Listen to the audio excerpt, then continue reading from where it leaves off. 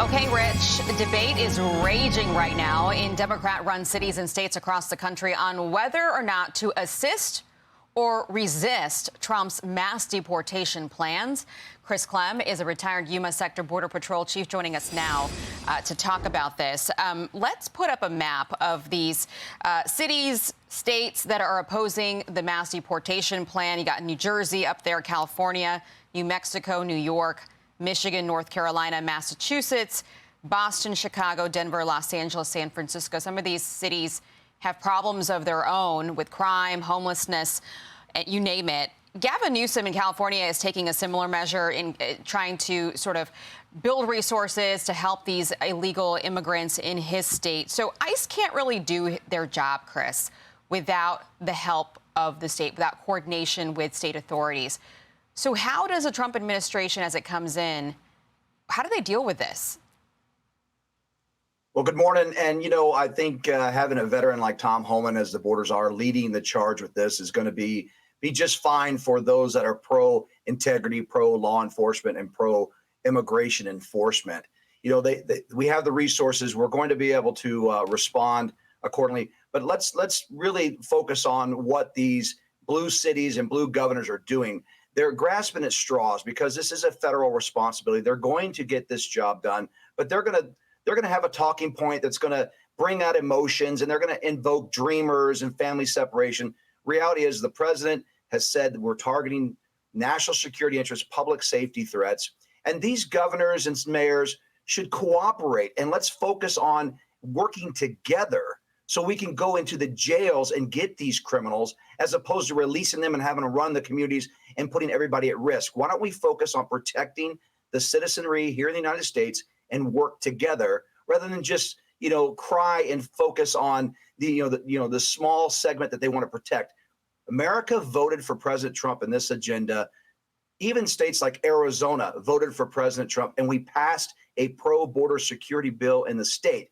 So they need to get behind the administration and work towards accomplishing a common goal of protecting the United States. I mean, this feels like it has all the makings of a huge political firestorm in the first couple of weeks as Trump gets into office.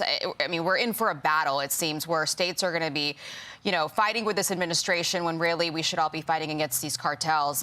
This is no easy undertaking. Let's talk about the money, because we haven't quite heard a dollar figure yet until this week when Tom Homan, the border czar, told Fox Business what he thinks he's estimating to be the cost of all of this. Watch this.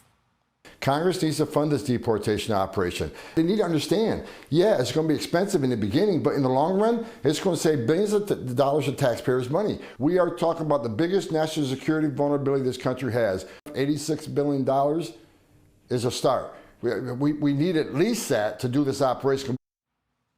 $86 billion, he says, is the starting point. So that's a lot of money for taxpayers, especially as people are hit with the economy and inflation. How does the president make a case for this? Well, I think if you let Senator Rand Paul and Vivek and Ilan go at it, they could probably find that $86 billion before the show ends. You know, there's a lot of government spending that goes on to things that aren't supporting enforcement and not in supporting the desires of the American people. So they're going to find that money. We're going to be able to use the resources we have. And a lot of the facilities are necessary to properly detain the migrants before they get removed or before they have their hearings. So we need to do this, and we do this right. It is going to be a logistic challenge, but a lot of the facilities are there. They just need the support and the ability to go out there and do their job. They've been handcuffed for the last 4 years under the Biden administration. We're actually going to have an opportunity to put handcuffs on the bad guys under this administration. So, yeah, it's going to be costly. But when you look at the impacts and you break it down, if there's 10 million undocumented aliens here in the United States, that's what, $8,600 out of that $86 billion price tag. You know, that's not very much when you look at the impacts that so many of these criminal gangs and cartels have caused the American people and the migrants themselves. So I think it's money well spent. The American people knew what they were getting when they voted for President Trump. And, you know, that's a mandate as far as I'm concerned. Okay, we shall see. It's definitely going to be something to see. Chris Clem, thanks for joining us. Always good to see you. Thank you, ma'am. Hey, Sean Hannity here. Hey, click here to subscribe to Fox News YouTube page and catch our hottest interviews and most compelling analysis. You will not get it anywhere else.